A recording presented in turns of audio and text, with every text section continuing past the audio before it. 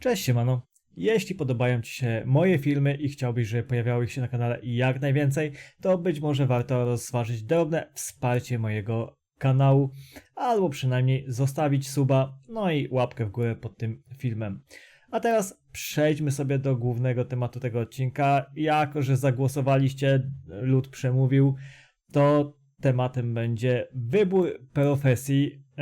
A był to jedyny film, którego nie miałem wcześniej nagranego z listy, którą wam podałem. W związku z czym jedziemy.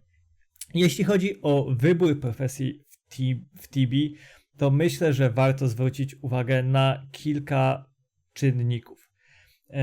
Po pierwsze, to jest to fakt, czy planujecie grać solo, czy raczej będziecie szukać team huntu. Jest to w jakiś sposób zależne od waszego czasu, waszej dostępności, tego jak regularnie jesteście w stanie grać, jakie są wasze godziny operacyjne, czy pracujecie zmianowo i tak dalej, i tak dalej. No na to pytanie sobie sami już musicie odpowiedzieć, czy będziecie w stanie grać w team huncie, czy będziecie w ogóle w stanie dostosować się do jakiegoś team huntu, no i jakie jest wasze doświadczenie. Jeśli wybieracie profesję do gry solo, no to raczej o profesjach magicznych z automatu bym zapomniał, ponieważ do gry solo profesje magiczne według mnie średnio się po prostu nadają. Dlaczego? Zależność jest tutaj duża od tego, w jaki przedział levelowy będziecie celować, ponieważ profesje magiczne mają bardzo dużo przedziałów levelowych, w których tak naprawdę macie miejscówki, które są już dla was nudne i za łatwe i cyferki tam są niesatysfakcjonujące, lub macie level za mały, żeby iść na miejscówki, które będą dużo lepsze i są po prostu na trochę wyższe levele niż obecnie macie, i takich momentów w grze profesją magiczną jest bardzo dużo. Przedziały gdzieś tam w okolicach 200 poziomu, 200-300, potem jakieś 400-500, to jest po prostu trochę katorga, bo macie tak naprawdę po jednej jakiejś tam miejscówce, która ujdzie, cała reszta to jest lipa, aż dojdziecie do momentu, w którym nic nie będzie fajne. O ile jeszcze na MS-ie wbijecie ten 700 i możecie zapiekać solo flimsy, o tyle na Deroidzie, jeśli chodzi zwłaszcza o expa, no to ileż można bić same elfy. Natomiast jeśli chodzi o Paladyna Knighta, no to przede wszystkim cyferki w grze solo będą dużo bardziej satysfakcjonujące. Ta gra jest gdzieś tam na pewno łatwiejsza, prostsza, wygodniejsza, nie musicie cały czas biegać, jak się tak naprawdę przeważnie wybieracie miejscówki, gdzie możecie się boksować, więc nie ma tego, że jeśli się strapujecie, to umrzecie i tak dalej. Na pewno będzie łatwiej. Na pewno szersza jest pula miejscówek, jeśli chodzi o Knighta i Paladyna, niż profesje magiczne, w których po prostu będziecie mieć fajne cyfry, fajny ewentualnie profit, i będzie to bardziej satysfakcjonująca gra raczej dla was niż tą profesją magiczną na podobnym przedziale. Oczywiście gdzieś tam są momenty, w których profesją magiczną wykręcicie lepszego expa niż Paladynem czy Knightem, no ale zaraz ze wzrostem poziomu obawiam się, że po prostu Paladyn czy Knight będzie dawał wam dużo większe możliwości, jeśli chodzi o solo hunty, bo czy to nawet, już nie mówię o tym, że Paladyn może do usanej śmierci bić Rosza, no ale później dochodzą wam jeszcze jakieś ferusile, tego typu rzeczy, gdzie będziecie mogli jednocześnie kręcić i dobrego expa, i dobry profit. Więc pod gierkę solo przede wszystkim ja bym celował w Paladyna. Nie tylko dlatego, że będziecie mieli dużo miejsc do expienia i do profitowania, natomiast tak jakby spektrum rzeczy, które jesteście w stanie robić tą profesją, będzie największa. No bo Paladyn jest super do bossów, jest fajny we wbijaniu bestialki, fajny w profitowaniu, fajny w expieniu. Praktycznie cokolwiek chcecie robić w teamie, Paladyn będzie do tego dobry. No natomiast jeśli będziecie chcieć grać w Team Huncie, no to tutaj ostatnią profesją, na którą bym spoglądał, byłby Paladyn, bo po prostu Paladynów w TB jest bardzo dużo i po prostu no, znalezienie Paladynem Team Hunta może być problematyczne. No ile jesteście bardzo dobrym Paladynem, macie dobre skille do tego i tak dalej, to pewnie Team Hunt znajdziecie, jeśli oczywiście zgrają się wasze godziny. O tyle, no, przeciętny paladyn może mieć problem ze znalezieniem Team Hunta, bo po prostu jest paladynów w TB bardzo dużo, jest to najpopularniejsza profesja, właśnie ze względu na to, że jest najprzyjemniejsza, najwygodniejsza, najłatwiejsza w graniu solo.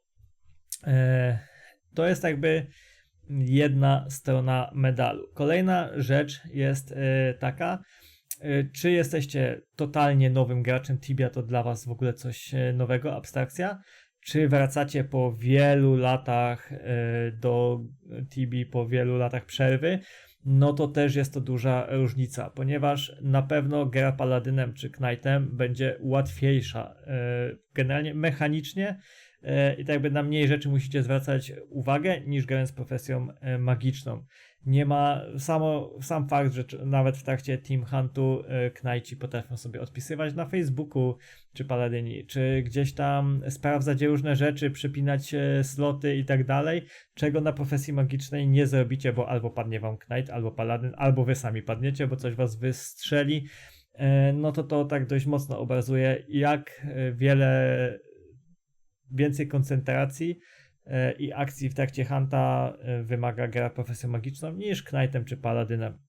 Także jeśli jesteście totalnie nowym graczem, raczej kierowałbym się tutaj w stronę Knighta czy Paladyna, po prostu jest łatwiej, są łatwiejsze. Natomiast ze strony finansowej, jeśli zależy wam na przykład na bardzo mocnym PG, szybkim wbijaniu levelów, przeskakiwaniu jak najszybciej jakichś tam przedziałów levelowych i wasz budżet jest nieograniczony, zwłaszcza jeśli chodzi o nowe serwery, no bo wiadomo, na starych serwerach sprzedacie parę Tibia coinów i macie kasy tyle, natomiast na nowych serwerach z tą kasą już tak kolorowo nie będzie i tutaj już dużo bardziej zasobny portfel trzeba mieć, no bo profesją magiczną będziecie permanentnie cierpieć na brak funduszy, bo po prostu będziecie przepadać dużo potów, dużo run i te koszty expienia będą dla was dużo wyższe, zwłaszcza jeśli mówimy o gierce solo, no bo wiadomo, w Team Huncie to jeśli czujecie się na tyle dobrze, że grać w Team Huncie, nie ma to znaczenia. Natomiast jeśli patrzymy tutaj już na koszty, no to też warto wspomnieć o tym, że ekwipunek dla profesji magicznych jest o wiele tańszy. Jest profesji magicznych, graczy profesji magicznych jest mniej, przez co jest mniejsze zapotrzebowanie na ten ekwipunek, mniejsza tak jakby różnorodność i generalnie w dużej większości te itemy są dosyć tanie. Po drugie, na Knighta, oprócz tego, że musicie mieć różne żywioły, armory, tarcze, tak dalej, hełmy, czyli tak jak na profesjach magicznych, które de facto i tak będą dużo droższe niż te dla profesji magicznych, no to dochodzi wam jeszcze całe spektrum broni, bo będziecie potrzebować broni od lodu, od śmierci, od ognia, od energii, od fizyka i tak dalej, więc samych mieczy, klubów czy aksów będziecie potrzebować tyle.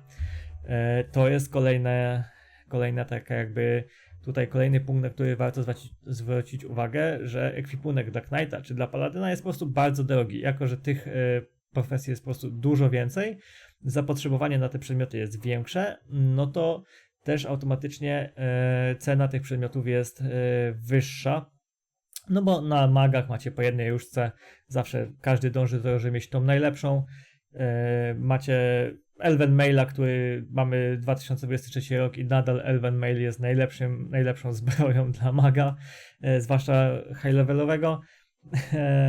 No i tam ewentualnie macie jakieś hełmy, spellbooki, buty, to już pierdoły, które są dużo tańsze, tak stosunkowo do tych dla rycerza i paladyna, więc myślę, że to też jest jakiś tam, jeśli zwłaszcza będziecie chcieli celować w to topowe EQ, czy nawet kupić je od razu jak najszybciej za kasę doinwestowując gierkę, no to warto tutaj mieć to na uwadze, że po prostu za samą cenę powiedzmy zbroi dla Knighta czy łuku dla paladyna, to dla maga praktycznie wyposażycie się po same zęby w ekwipunek. No niestety taka jest przebitka, myślę, że jest to dosyć istotne. Idąc dalej, zależy, tak samo jak wcześniej mówiłem, jeśli to jest nowy serwer, no to łatwiej jest wbijać magic level, czy to przede wszystkim tymi training weaponami magic level leci szybciej niż skille czy to Dist, czy to Swordy i tak dalej, znaczy szybciej, nie szybciej, no teoretycznie leci tak samo, tylko tak jakby w tych początkowych etapach więcej daje Magic Level niż skille, tak? Natomiast czy u Paladyna, czy u Knighta skille do pewnego momentu możecie wyskillować na offline treningu, czego na profesji magicznej się nie da, bo tak naprawdę na offline treningu Magic Levela możecie wbić powiedzmy 70 i na tym się skończy, gdzie ja mam Paladyna, który ma ponad 120 skilla, skillując tylko i wyłącznie na offline treningu przez jakiś tam dłuższy czas tak naprawdę, no ale mimo wszystko.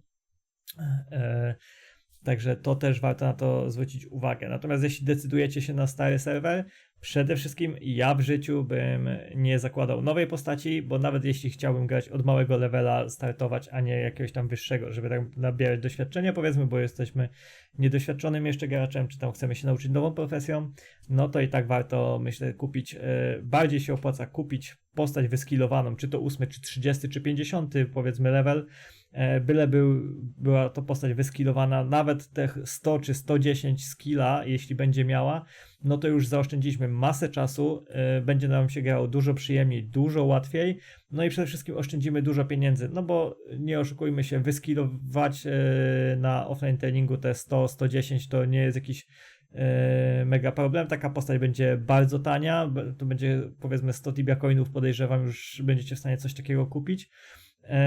Natomiast jeśli chcielibyście to potem na szybko wbić training weaponami, to koszty będą bardzo duże i to się po prostu nie opłaca. No i tak naprawdę to są tak jakby gdzieś tam podstawowe rzeczy, na których trzeba zwrócić uwagę przy wyborze profesji. Też samo to, w jaki przedział levelowy będziecie celować. Czy myślicie, że wasza gierka potrwa na tyle, że tam chcecie kupić postać na jakimś tam levelu, no to i przy gierce solo na dużych levelach też będziecie dużo bardziej benefitować z gry Knightem czy Paladynem niż profesją magiczną. Na jakichś małych levelach, jeśli bawi was na przykład w PG do 200, 300, no to łatwiej będzie wam tutaj grać po prostu profesją magiczną. Będziecie wbijać w ten niskim przedziale levelowym, będziecie wbijać te levele na pewno szybciej profesjami magicznymi niż czy to Knightem, czy Paladynem. No jednak też warto zwrócić uwagę, jeśli nie lubicie grać solo, totalnie, raczej interesuje was Team Hunt. Na dzień dzisiejszy najłatwiej będzie wam znaleźć Team Hunt grając z MS-em. Bo po prostu MS-ów brakuje, jest ich nie za wielu. Dużo osób twierdzi, że MS po prostu teraz jest słabą profesją i nie chce tym MS-em grać, i dlatego MS-em najłatwiej będzie wam znaleźć Team Hunt. Paladynem będzie go znaleźć najtrudniej. Druidów wiadomo, druid zawsze musi w Team Huncie być, więc też druidem możecie iść nawet w duo, w trio, więc jest to trochę bardziej elastycznie. No MS-em raczej z MS-em mało kto chce iść w duo, czy w trio prędzej oczywiście, czyli bez Paladyna, czyli Druid Knight MS. Także tym MS-em łatwiej będzie wam znaleźć Team Hunt, natomiast musicie tu już wtedy być świadomi, że raczej celujcie w Forwoca niż w duo trio, bo raczej z tym może być ciężko tak naprawdę.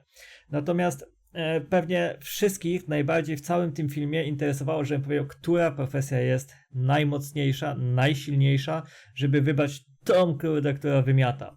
I szczerze, nawet gdyby dało się na to pytanie tak jednoznacznie odpowiedzieć, że Paladyn w tej chwili jest najmocniejszy, no bo teoretycznie Paladyn wydaje mi się, że może być na dzień dzisiejszy najmocniejszą profesją, przynajmniej jeśli chodzi o grę solo, to zdecydowanie i profitowanie solo, no to zdecydowanie będzie najmocniejszą profesją, potem Knight, potem profesje magiczne. Natomiast czy warto kierować się tym, która profesja jest w tym momencie najmocniejsza? Nie jestem przekonany, ponieważ za rok, dwa to się może zmienić. Wiadomo, że zależy też od tego, w jakiej perspektywie wy planujecie po prostu grać i jak długo planujecie pozostać przy gierce. No to być może za waszej kadencji się to nie zdąży zmienić, natomiast za rok, dwa może jakieś reworki mogą sprawić, że jakaś inna profesja będzie dużo, dużo mocniejsza niż ten Paladyn obecnie. Więc na to ja osobiście bym nie patrzył. Jeśli celujecie w Team Hunt, no to tak naprawdę w ogóle już bym na to nie patrzył, bo w Team Huncie nie ma znaczenia, która profesja jest jak mocna, bo i tak potrzebne są wszystkie cztery. dla was będzie istotne bardziej spojrzenie, jaka rola w Team Huncie będzie was satysfakcjonować, czy bycie tankiem, czy dolorywanie, leczenie, zadawanie dipsa, czy może coś innego. I to jest jakby ostatni punkt, jeśli chodzi o wybór profesji, na które zwrócimy uwagę, to co lubicie robić, co w TB będzie dla was satysfakcjonujące, co w TB was najbardziej ciekawi i co w TB tak naprawdę będziecie chcieli w tej gierce robić, na czym się koncentrować, ponieważ po prostu różne profesje do różnych rzeczy nadają się w różnym stopniu, tak? Tak jakby wybór profesji w jakimś stopniu definiuje styl gry, sposób grania, zwłaszcza w Team Huncie, to wiadomo, że każda profesja ma swoje tak jakby zadania, o ile MS z Druidem są w miarę podobni, no to Knights padają już troszkę inaczej. Natomiast też jedni lubią robić bossy, inni lubią PG, inni lubią robić tylko profit, jeszcze inni, nie wiem, bestialkę czy coś innego. Jeśli chcecie mieć uniwersalną profesję, która we wszystkim się sprawdzi, no to paladyn. Potem Knight, na końcu pewnie magowie.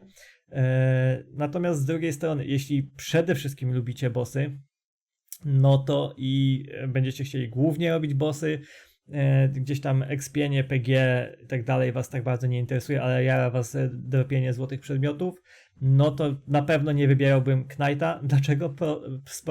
Z prostej przyczyny. Jak idzie, większość bossów robimy w 5 osób i do większości bossów potrzebny jest jeden Knight i 4 shooterów. W tym najlepiej jeden druid jeszcze. Więc dużo łatwiej będzie znaleźć miejsce w jakimś teamku pod bossy, czy nawet z trade'a znaleźć jakiś team pod bossy, będąc po prostu shooterem, czyli jakimś magiem albo paladynem, niż jako Knight, bo Knightów po prostu jest dużo, natomiast do bossów potrzebny jest w teamie jeden Knight zazwyczaj. Oczywiście można iść na kilku Knightów, nie na wszystkie bossy, ale na większość, też w zależności od przedziału levelowego, natomiast, no tak jak mówię, Knight jest potrzebny jeden, a shooterów 4, więc to jest zasadnicza różnica, jeśli chodzi o znajdowanie teamu na bossy. Także jak widzicie, mam nadzieję, że w miarę sensowny i zrozumiały sposób wam tutaj tak mniej więcej wypłaszczyłem, na co trzeba zwrócić uwagę podczas wyboru profesji. Natomiast nie da się jednoznacznie na to pytanie odpowiedzieć, ani na pytanie, która profesja jest najlepsza. Tak naprawdę to musicie sobie odpowiedzieć na jedno najważniejsze pytanie. Jaki sposób grania będzie wam sprawiał największą przyjemność? Czego oczekujecie od gierki? No i tak naprawdę co będziecie w tej grze chcieli robić, co was będzie najbardziej bawić, przy czym będziecie spędzać najprzyjemniej czas w grze. I pod tym kątem właśnie wybrałbym profesję, natomiast nie patrzyłbym na to, która jest najmocniejsza, którą, nie wiem, robi się największy profit, którą robi się największego expa, czy coś w tym stylu, tylko po prostu zastanowiłbym się, co ja w tej grze będę chciał robić, co mnie będzie najbardziej bawić, co mi będzie sprawiać największą przyjemność i pod tym kątem celowałbym profesję. Podsumowując, solo, paladin, knight, team hunt, no MS najłatwiej znaleźć, natomiast w Team Huncie każda profesja jest równie dobra. Paladynem będzie po prostu najtrudniej znaleźć team. No i to jest takie główne podsumowanie. Jeśli jesteście doświadczonym graczem, czujecie się na siłach, profesje magiczne w mojej ocenie, w mojej osobistej ocenie są dużo ciekawsze niż gra Knightem czy Paladynem. Po prostu dla mnie profesja magiczna to jest więcej fanu, jest trudniej, musicie na więcej rzeczy zwracać uwagę. Gdzieś tam macie bardzo dużo zadań w międzyczasie, bo oprócz tego, że musicie dbać o swoje HP, zdrowie i tak dalej, robienie damage'u, to jeszcze o leczenie innych zazwyczaj, czy to na MS-ie, czy to na Druidzie, bo na wyższym levelu MS też bardzo dużo leczy. I jak najbardziej próbować spoko, natomiast jeśli nie czujecie się na siłach, jeśli raczej oczekujecie w miarę stabilnej gierki, no to Knight, wiadomo, tak jak mówiłem, Knight, Paladin, też Knightem i Paladinem trudniej paść niż profesją magiczną. Profesją magiczną, zwłaszcza na mniejszych levelach, musicie być przygotowani, że będziecie prawdopodobnie dość często padać, no bo czasami wystarczy, że coś dmuchnie, huchnie i was zmiecie z mapy. Mi się to zdarzyło nieraz. Z tego co pamiętam, to padłem chyba ze 117 razy od początku, kiedy Racel istnieje, więc trochę desek mi się zdarzyło.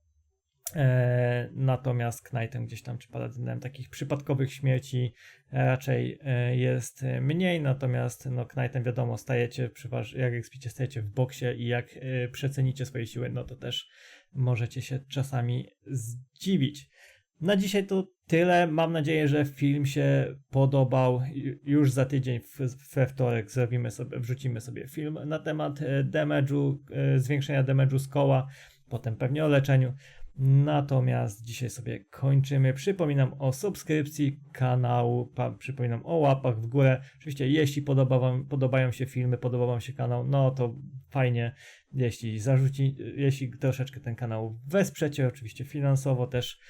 Wiadomo, że statystyki zawsze, jeśli idą w górę, czy to łapy, subskrypcje, watch time i tak dalej, gdy idą w górę, to też bardziej motywuje mnie do nagrywania kolejnych filmów. No a dzisiaj się z wami żegnam, życzę powodzenia na tibijskiej arenie i cześć, trzymajcie się, do usłyszenia.